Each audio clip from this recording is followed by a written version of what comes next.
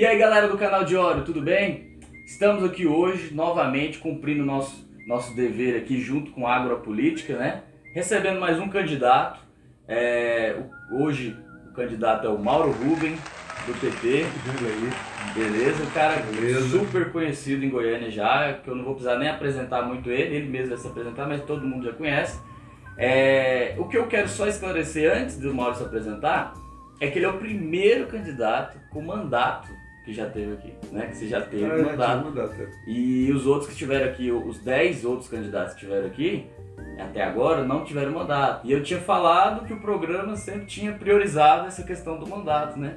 Mas a questão é que o Mauro chegou aqui da mesma forma que os outros, através de uma rede de contato do nosso canal, que prioriza por ideias, e prioriza por pessoas que vão fazer a diferença. Então o Mauro chegou aqui assim como os outros que não tiveram mandato. Então já tem uma diferença aí nesse quesito. Nós não, vamos dizer assim, fomos atrás de você pelo seu mandato, né? Chegou até nós a recomendação de entrevistá-lo.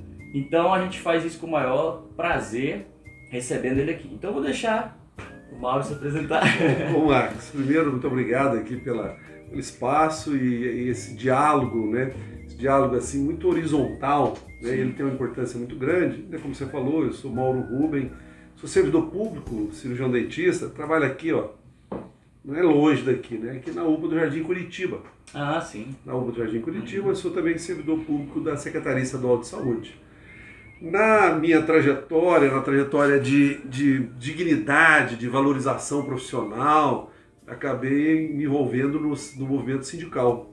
Né? No sindicato, construímos aí o Sindsaúde já há mais de 30 anos, né? E nós tivemos então uma trajetória no movimento sindical, no Sindsaúde, Sindicato Odontólogo, cheguei a ser presidente da CUT. Nesse caminho surgiu a necessidade da gente ter representação política, né? E aí a primeira eleição que participei, eu estava afiliado ao PCdoB em 98 e fui candidato para poder compor uma chapa e ajudar a eleição do deputado federal Aldo Arantes. Aldo Arantes, né? Naquele momento ele não se elegeu, elegemos o Pedro Wilson, depois o Aldo acabou assumindo que o Pedro virou prefeito. Né?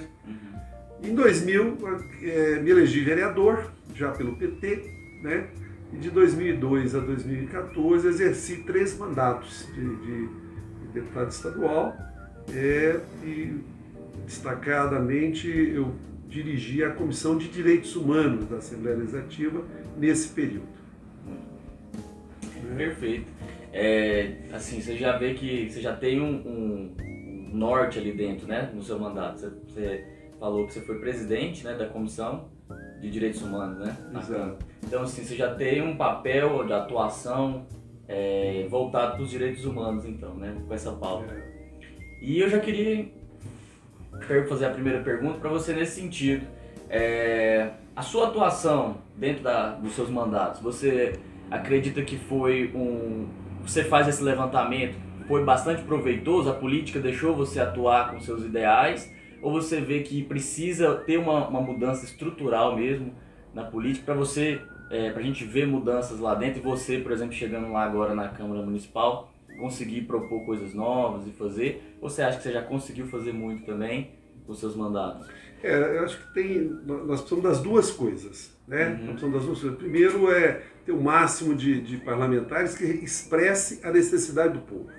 O povo precisa de quê? Precisa de emprego, precisa de casa, precisa de dignidade, precisa de escola, né? A criança precisa estar num CMEI, não é isso? Aproveitar o seu potencial. Então nós precisamos ter representação da grande maioria do povo, que não é o que está lá. Então você até começou o programa, que eu gostei muito, você seleciona por ideias, né? Ideias, elas são, vamos dizer assim, o elixir, o vigor de uma sociedade. Sim. Então você não tem problema se a pessoa nunca teve um mandato, ela tem grandes ideias e defende uma lógica de funcionamento de uma sociedade. Sim. Né? Então, ou mesmo já tenha tido. Então, a situação é a realidade concreta.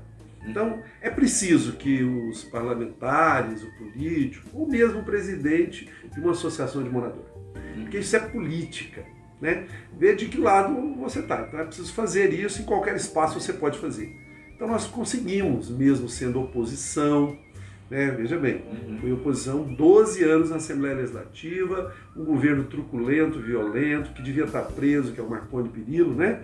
Então, foi 12 anos assim, massacrando os servidores públicos, mas a sociedade, viu o que fez no estado de Goiás. Né? Mesmo assim conseguimos avançar, tivemos muitas ações importantes, né? E é claro que como defensor de direitos humanos você conhece uma sociedade conhecendo as violências que o seu povo sofre, né? Então, e nisso a gente conseguiu fazer muitas ações importantes e aquela história, quando você consegue um avanço contra as violações de direitos humanos, é uma grande vitória, né? Com certeza.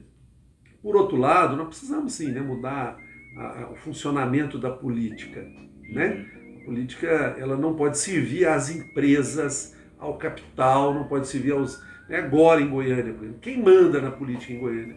Os grandes grupos imobiliários, eles loteiam a cidade, estão querendo agora, por exemplo, fazer um plano diretor, que é transformar o município inteiro em expansão urbana. O que significa isso? Uma terra que hoje é da zona rural do município de Goiânia, passado para a expansão urbana, ela aumenta 20, 30, 50 vezes o valor. E, no entanto, nós temos verdadeiras fazendas dentro de Goiânia, né, que estão ali, que alguém é dona dela, né, uma corporação ou um multimilionário, fazendo especulação. Né? Então, deixando ela aumentar, valorizar e botar o povo para morar muito longe, né? Dificultando o próprio dinamismo, e não só para morar, como também para poder fazer polos. Eu acompanho muito ali a região norte, tem um conjunto Itatiaia, na entrada do conjunto Itatiaia tem uma fazenda de 5 alqueires, que poderia ser ali um centro para geração de emprego e renda, também construção de casas populares, e no entanto isso não acontece. Então, é preciso mudar a política para poder ela ser de fato a expressão do povo, não a consolidação dos grupos econômicos. Aí nós temos que mudar as regras. Né? A própria, você que está mexendo aqui, né, com comunicação, muito importante, esse diálogo, né, fazendo aqui com a sociedade. Agora você tem que ver o seguinte,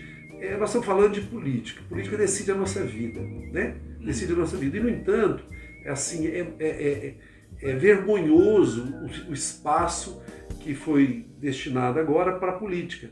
Né? Mesmo que um candidato chegue lá e fale um monte de coisa que você não concorde, mas nós precisamos de ter mais espaço para conversar sobre política, para entender as coisas. Porque se você não recebe uma informação mais completa, você não tem como fazer. Então essa questão da política geral tem que mudar. Tem que mudar do jeito que está. Eu penso que nós vamos ter sempre assim o parlamento, principalmente, sequestrado pelos grandes grupos econômicos. Com certeza, eu concordo. Eu tô falando muito aí, você pode... Não, eu tô adorando ouvir, porque eu sei que é a voz da experiência, né, de quem viveu o mandato, quem viveu ali aquela vida no legislativo, e isso tem uma representatividade grande para nós aqui do canal, principalmente para a gente entender como que é esse desafio lá dentro, né? Porque você disse que vocês estavam na oposição, combatendo ali um governo truculento, né, que estava contra os interesses, e mesmo assim vocês conseguiram avanços, né? Vocês conseguiram impedir muitas vezes que essa truculência chegasse à população de maneira mais brutal, né?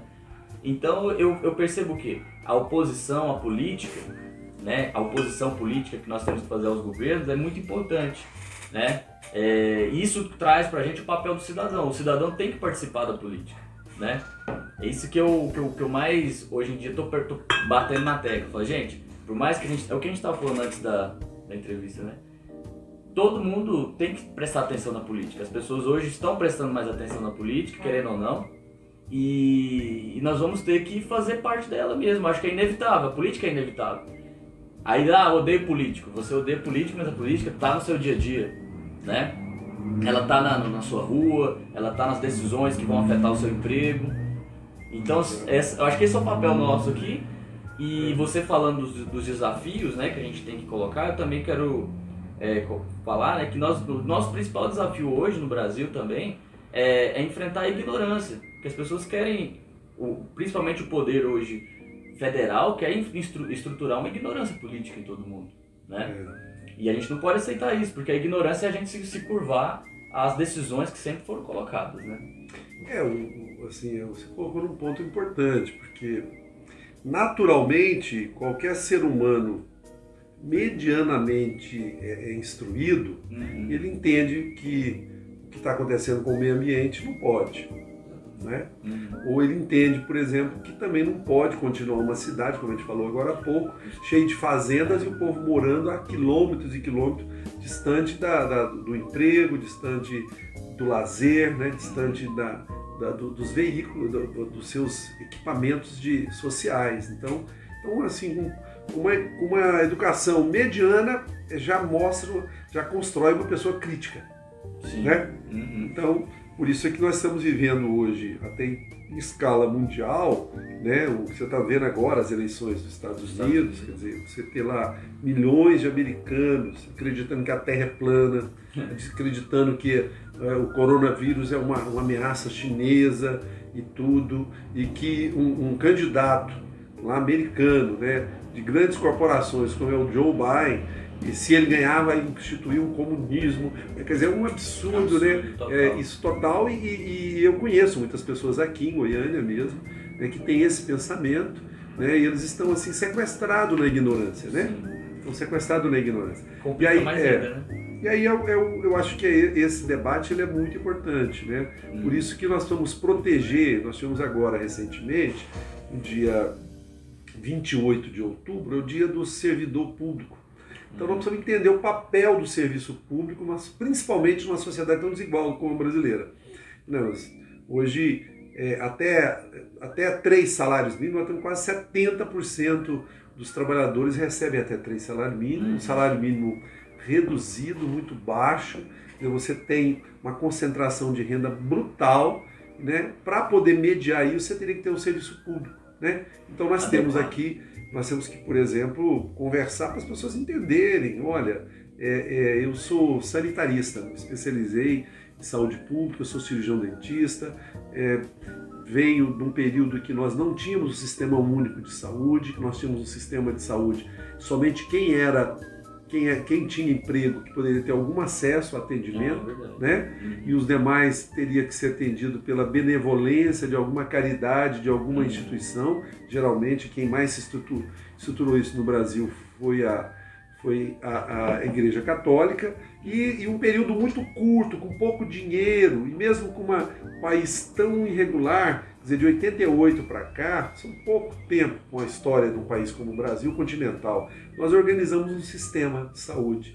Um sistema de saúde, e ele é público, então ele é que protege as pessoas, e agora mesmo nessa crise do coronavírus, se não fosse esse sistema único de saúde, muitas vezes agredido, né? E aí, por exemplo, o caso aqui de Goiás, o Marconi Perillo, né? Entregou os hospitais públicos, essas quadrilhas que se organizaram, e aí todo dia tem uma sendo desbaratada aí, que pega para a gestão dos hospitais, que sequestra o dinheiro público, que dificulta as pessoas, mesmo tendo uma gestão sob o interesse de organizações sociais, o sistema de saúde ainda conseguiu responder e proteger muitas vidas. É o serviço público. E mesmo com todas as dificuldades... E sofrendo ataque agora. Mesmo com toda a dificuldade, em 88, nós tínhamos uma taxa de escolaridade muito baixa, né? Nós tivemos uma expansão da rede de educação pública no país, né? E depois, é claro, um boom de crescimento no ensino superior federal, com o governo Lula e Dilma, dobrando a quantidade de vagas no ensino superior para o povo brasileiro, e a maior parte dela nas instituições públicas. Então, isso tudo é reflexo de uma decisão política, né? Uma decisão política. Então, por exemplo, nós podemos perfeitamente agora procurar fazer um aplicativo de entregas aqui com a Universidade Federal de Goiás ou o Instituto Federal, né? Nacionalizar, vamos dizer assim, essa forma de funcionamento, e não ter essa derrama do ouro, mais do que na época do Império, né? Porque na época do Império era 20%.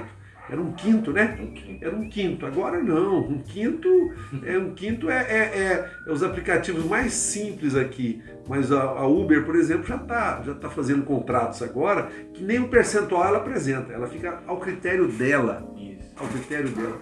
Então isso nós precisamos decidir na política. É na política que resolve, né? Não, eu queria só complementar também já, porque nós estamos vendo hoje, né, o ataque ao SUS, que já foi feito agora esses dias a partir de um decreto presidencial que veio para fazer um ataque meio que privatizando, né, tirando a responsabilidade pública e né, colocando aquela névoa, né, de falar, não, é o público e o privado trabalhando junto para melhorar o serviço público. E aí fica essa coisa que o cidadão não entende muitas vezes, porque eles criam tanto truísmos, né, em cima de um tema como o SUS, que o cidadão fica perdido e, como você bem falou antes disso, você falou, a ignorância hoje, ela vem ganhando espaço. Então o cara fala que o serviço público hoje ele é ruim por causa do Estado, cria essa noção de que o privado é melhor do que o Estado.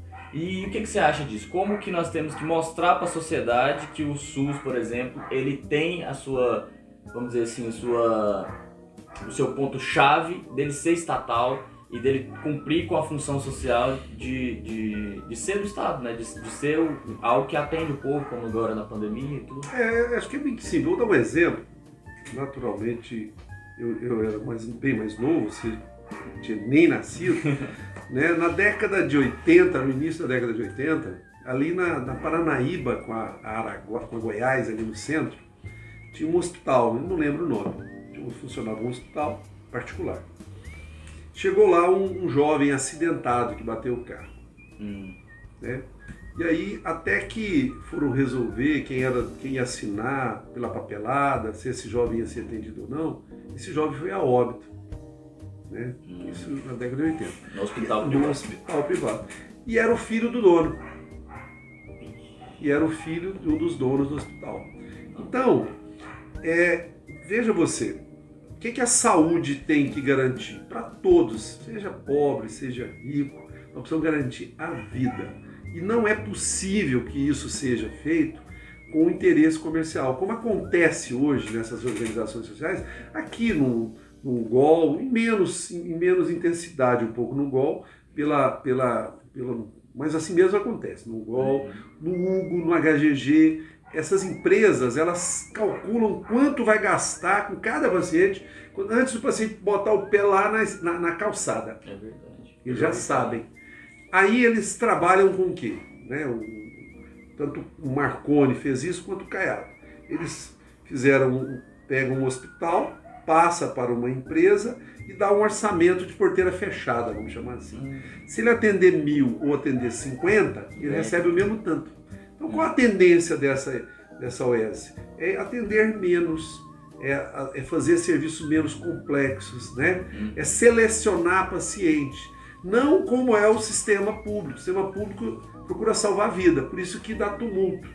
Você sempre tem mais gente procurando do que a oferta. Então você vai ter sempre uma unidade pública cheia. O Hugo, por exemplo, era um hospital que atendia 1.000, 1.200 pessoas dia, né, com um orçamento 20 vezes menor do que agora.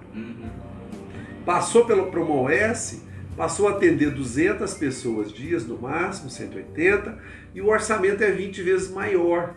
Né? E aí não tem transparência, então não tem jeito. Né? Nós precisamos ter um sistema para proteger. Imagina você, Marcos, olha aqui, para uma vacina da gotinha ali, aquela gotinha tão importante, aquela vacina ela tem um prazo de durabilidade. Você abriu, ela, em poucas horas ela perde a sua eficácia, porque são organismos vivos que tem que estar numa determinada temperatura e morre com contato com o ar. Então, aquela vacina, ela, se não usou ela toda, ela tem que ser descartada. Né? Quando o sistema de vacinação no Brasil não era público na década de 70, na década de 60, década de 70, quando chegou na década de 70, no auge da ditadura militar, que a paralisia infantil estava campeando solta no Brasil, é que os ricos entenderam, não adianta vacinar só os nossos filhos. tem que vacinar o filho da empregada. Aí começou um programa nacional de vacinação, né?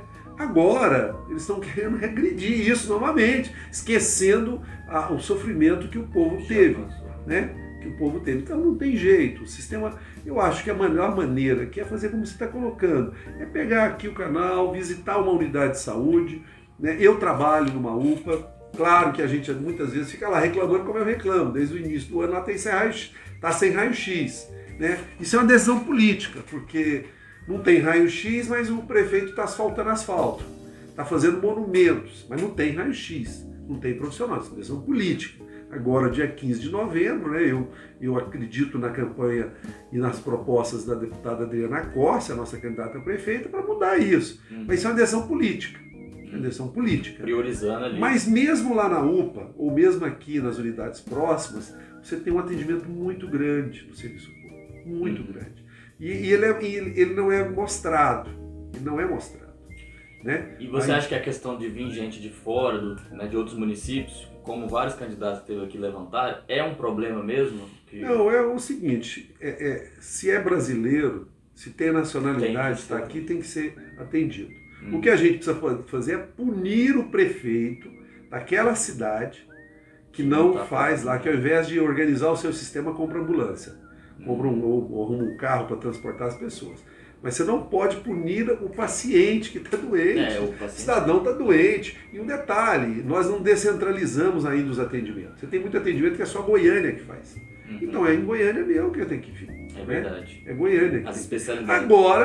Agora, dado a incompetência do prefeito atual, né, a ignorância, sei lá, ou que pode ser classificada da secretária de saúde, a situação agora é inversa.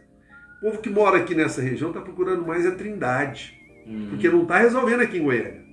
Quem mora próximo de Aparecida está tendo melhores atendimentos em Aparecida. Em Aparecida. A realidade tá mudou, porque em Goiânia virou um desastre, é um caos. Isso é uma decisão política. Dinheiro tem, uma cidade tem uma rede estruturada. Né? Já funcionou, né? Já funcionou. Quem mora, por exemplo, na região leste, lá o Jardim Novo Mundo, aquela região de lá, no Recanto do Bosque, procura Senador Canedo. Então eu até tenho falado, jogado na cara da secretária, né, que nós temos uma cidade chamada Aparecida de Goiânia. Na área da saúde tem que falar Goiânia de Aparecida, Goiânia de Senador Canedo, Goiânia de Trindade, porque é o caos, a incompetência, e é muito simples você ver. As unidades faltam profissionais, falam, mas falta profissional por quê? Porque desestruturou a forma de contratação. Né? E agora, ao invés de corrigir o sistema, o prefeito, junto com essa secretária, estava querendo aplicar isto que o presidente publicou um decreto. Só que o prefeito aqui já queria o quê? Privatizar mesmo, passar para as OS, para essas empresas. É bom a pessoa entender aqui, né? É muito termo, né? Mas assim, o que é uma OS? É uma organização social, sempre constituída pelos amigos de quem está no poder, né? Que nunca mexeu com nada, que é uma empresa para intermediar o dinheiro público, que já é pequeno, com a necessidade do povo. E assim, eles pegam e faz o quê? Contrata salários aviltantes, salários extremamente baixos, contrata pessoas com pouca experiência, né? Porque não consegue contratar melhores, e quem paga o pato é o paciente, é a população. Né? Tanto que você vê lá no Hugo, que é uma OS, o maior índice de contaminação e de mortes de trabalhadores da saúde foi lá no Hugo. Por quê? Porque não dava equipamento de proteção individual. Não fazia o que? Uma rotina para poder preservar não só os profissionais, como também os pacientes que lá estavam. Porque tem gasto em cima disso, né? Tem gasto. Você tem que ter uma máscara como essa aqui, N95, adequada, né? A pessoa está usando lá, tem que ser descartada. Ah, mas é caro. Pois é, mas quanto é que custa uma vida? Né? O protetor facial, a rotina, tem que ter a quantidade de pessoas, né? Então assim, esses ataques são muito sérios. Quem perde é a população. Né? Quem perde é a população. E só ir lembrando, pega os números. Você pode pegar aqui, ó. Daí você pode até fazer isso. Aqui, eu sou do Centro de Saúde, então é fácil vocês entrarem aqui, pessoal, aqui no Sind Saúde, e ver aqui uma campanha muito legal que o Sind Saúde construiu, né? Assim, ó, o SUS levou milhares de vidas, salvou milhares de vidas durante a pandemia. E vai mostrando aqui outros dados. Ó. Aqui você tem mais de 45 mil equipes de saúde da família, formados por médicos, enfermeiros, odontólogos, técnicos de enfermagem e agentes comunitários de saúde, atendendo a população. Então, isso são mais de 45 mil. Tá, tem uns dados aí, né? A função do SUS, né? Olha, mais de 1,5 bilhões, né, de procedimentos realizados anualmente. 98% da alta complexidade. O que é alta complexidade? Aqueles serviços, aqueles procedimentos como cirurgias, tratamentos de câncer e tal, esses procedimentos que os planos de saúde não fazem. Quem faz é o SUS. O pessoal costuma fazer uns videozinhos agora que coloca, né, o pessoal que tem diabetes, o gasto com insulina, né? E coloca os Estados Unidos que não tem plano de saúde pública, né? O gasto que a pessoa teria se não tivesse o SUS que garantisse esse remédio, né? Todo mês e tal. Tem um documentário que vale a pena vocês verem, um documentário feito pelo cineasta americano lá, como é que ele chama? Bem polêmico. Acho que eu sei qual é. Ele chama Cycle, né? É muito importante esse documentário porque mostra, né, a realidade do sistema de saúde, onde lá nos Estados Unidos, quem briga pelo SUS nos Estados Unidos não é nem a população somente, são os próprios empresários. Porque ficou tão caro os planos de saúde lá que ele complica o funcionamento de uma empresa, como é o caso do transporte coletivo em Goiânia. É tão ruim o transporte coletivo em Goiânia que ele encarece o funcionamento das empresas que tem que colocar quase que uma exclusividade de transporte para os seus trabalhadores. Então é isso, né? O sistema de saúde ele precisa de ser protegido, né? Com certeza. E agora, principalmente agora, que nós estamos com uma população diferente, né? Nós não temos só gente jovem, nós temos já muita gente como eu, acima de 60 anos. Você precisa de um outro nível de necessidade, né? Você precisa fazer intervenções diferentes. No caso, né, a gente defende a saúde pública, a promoção da saúde. Então, a integração de saúde, educação, esporte, lazer e cultura, a utilização dos espaços públicos para isso, para inclusive voltar a ter uma relação de comunidade intergeracional, né, nos seus bairros ali, o que é uma necessidade. Inclusive, uma das propostas que a gente apresentou e foi encampada pela deputada Adriana Corsi, que é esses programas que em Goiânia, interessante, que você pode até olhar, tem um sistema municipal de esporte e lazer público. Já uma lei, não está implantada, né, mas ela pressupõe justamente você ter equipes preparadas para poder oferecer esporte, lazer, cultura nos espaços públicos, né, promovido pela prefeitura, né, com profissionais daquela área. Você vai aqui, qualquer campinho aqui, tem uma pessoa que está ali fazendo um grupo, né, um time, né? Um time, organizando o campeonato, né? E aí, o que fazer com as pessoas que já estão aposentadas, né? Elas vão ter um convívio, não pode ficar presas em casa, né? Porque você tem uma segurança ruim, tem uma série de coisas. Então, a discussão da política, e aí eu puxando um pouco agora para essa questão de vereador, é muito importante. Um vereador é muito importante. Tem uma relação, ele atua aqui num território, mas é fundamental ter uma visão global de mundo, de como é que as coisas estão acontecendo, porque, por exemplo, quantos milhões de árvores nós precisamos plantar em Goiânia? Né? Quantas nascentes nós temos que preservar em Goiânia? Não é verdade? Então nós estamos assim, o plano diretor mesmo, tem que preservar as nascentes, né? Nós temos que nos desafiarmos a despoluir o rio Meia Ponte. Nós temos que despoluir. Será que a minha geração não vai ver, não digo totalmente despoluído, mas medidas concretas que a gente fala, não, daqui a pouco não vamos conseguir. Então acho que isso faz parte do papel do vereador. E aqui, ó, a gente sempre distribui esse panfletinho, uma lupa para a pessoa, parecendo mula de remédio, mas também... Desafiar a visão da pessoa. Nós temos que implantar, temos que ter um mandato popular para fazer isso, para poder sentir o que a população também precisa, não pode vir na cabeça de iluminados, né? Nós temos que ter seu mandato coletivo e democrático. Então, a proposição que a gente apresenta é que todos que estejam envolvidos, organizados na conquista do mandato, devem exercê-lo. A tarefa minha mais simples, o meu CNPJ, é estar lá na Câmara, fazer o debate, estar presente no momento, fazer a votação do que esse coletivo definir, né? E aí, muito importante a gente pensar em novas leis, mas é fundamental fiscalizar e pôr em prática as leis que já existem, né?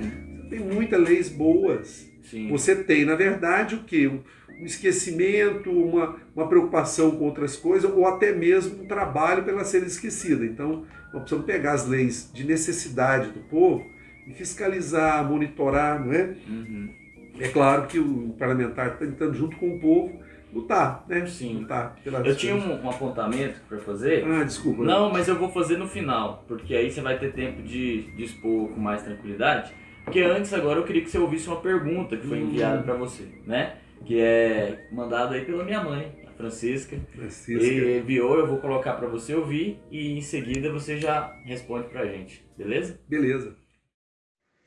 Bom dia. Bom dia, candidato. Meu nome é Francisca, eu gostaria de fazer uma pergunta para o senhor a respeito da saúde, que está cada dia que passa mais precária, né? Nós estamos vivendo um surto de coronavírus, uma pandemia, né? Uma pandemia e um surto de dengue, né? Que já está surgindo aí, dengue, né? E a saúde está cada vez mais precária. A gente chega nos postos de saúde, hospitais públicos, está cada dia que passa mais lotado, né? A gente não está sabendo mais como fazer nessa situação, porque a gente precisa desse atendimento e está cada dia que passa mais precária a saúde. A gente não sabe mais né, para onde correr, porque vai para um hospital, está assim, assim, manda para outro, está assim, assim, e a gente está sujeita a ficar pior com a saúde, de tanto ficar empurrando para lá e para cá, empurrando para lá e para cá, e a saúde muito precária. Bom, vocês ouviram o áudio da minha mãe, Francisca, e agora a resposta do nosso Mauro. Francisca, você tocou num dos maiores problemas que as pesquisas têm apresentado, né? Que é a saúde. E como resolver? Eu não vou repetir todo o seu relato, porque você sente na pele ao procurar uma unidade de saúde. Tem solução? É claro que tem solução. Né? O que nós precisamos aqui? Olha, nós precisamos, primeiro, colocar a quantidade de funcionários necessária dentro das unidades de saúde. A prefeitura, ela desorganizou, ela tinha que ter feito um concurso público, né? Não fez. Nós tínhamos aí temos a contratação de profissionais que não são concursados, mas aviltou os salários, reduziu o interesse de chamar essas pessoas. Então, a primeira coisa é recompor as equipes. Você vai, dou exemplo, né? Não vou precisar de falar isso, você vai em qualquer lugar. Você vai qualquer unidade de urgência e emergência, tanto aqui no bairro Goiás, né? Vai aqui no bairro Goiás, vai no centro do Novo Horizonte, vai na UPA do Noroeste, vai lá na Chácara do Governador, vai em qualquer outro lugar, onde deveria ter uma equipe ali de 5 médicos, mais uma equipe completa de enfermeiros e técnicos de enfermagem. Para urgência, é muito comum ter um médico. Só um. Né? Então, nós temos um primeiro problema, é recompor funcionários. Falta funcionários. Aí depois você vai ver o funcionamento das unidades. Por exemplo, o que eu disse agora há pouco, você tem que botar os equipamentos para funcionar. Raio-X foi uma coisa descoberta no século passado. Sim. Século passado. A capital do nosso estado não tem raio-X disponível nas unidades de urgência e emergência como a UPA. Isso é o quê? Isso é um descaso. Não tem dinheiro? É claro que tem. Então tem que equipar a unidade com os equipamentos necessários, repor insumos. Quando você fala medicamento, olha, na área de saúde bucal, que é a que eu trabalho na urgência lá na UPA Jardim Curitiba, falta muito material. A outra coisa é recompor o atendimento da atenção básica, do PSF. Essa atenção básica que o presidente tentando aí privatizar.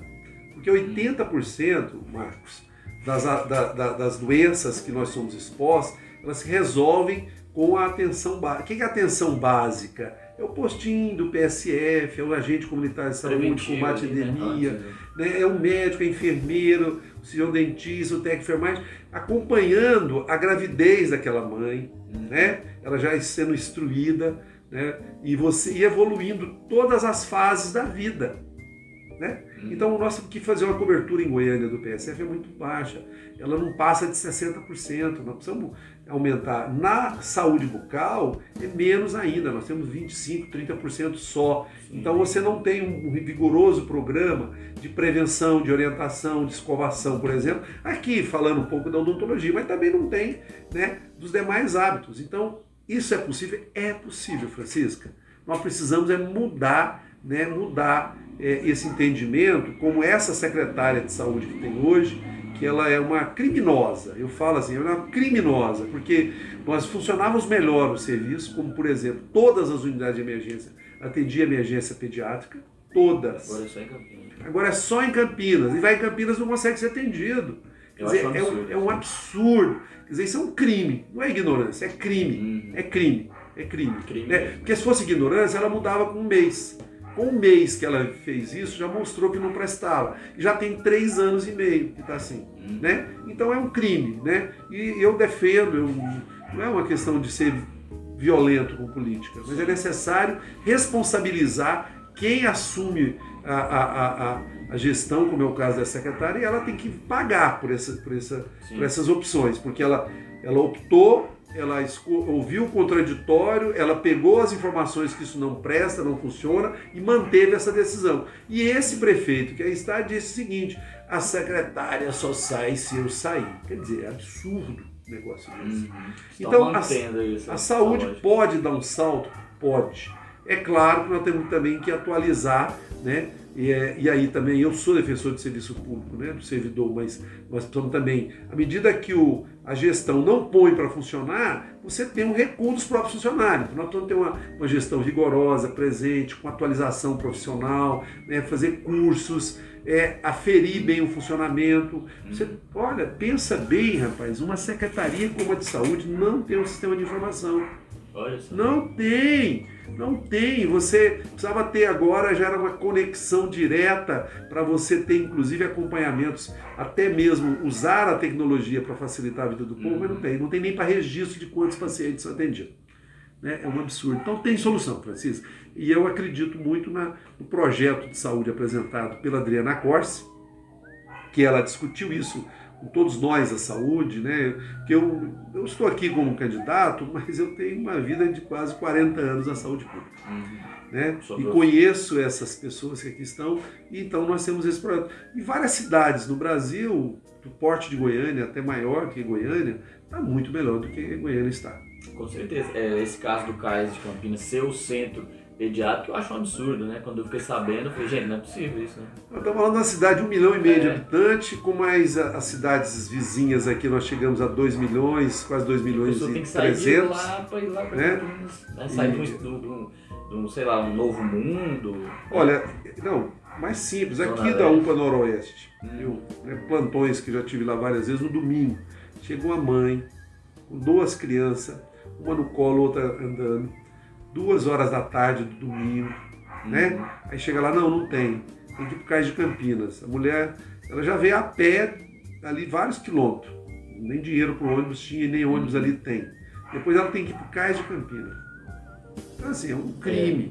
Isso chama crime, né? A secretária Fátima Murier, é importante a gente falar. É importante a gente falar, porque a população precisa saber, né?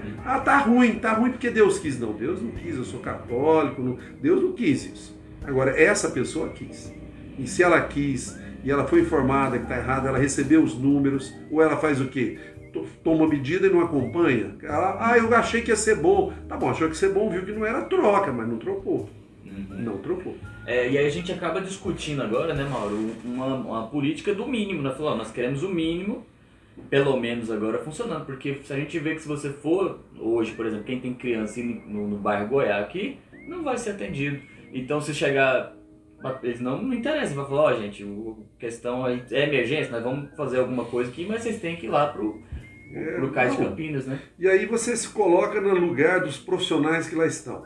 Triste, né? Chega lá, né, eu já acompanhei muitos casos, você chega lá, uma família, uma pessoa doente, precisando de atendimento, né, aí o profissional tem 2 opções, ou ele omite e deixa a pessoa esperando e nunca vai ser atendida, ou faz o que estão fazendo. Fala, olha, aqui não vai ter o seu atendimento, procura outro lugar. Aí essa pessoa é agredida.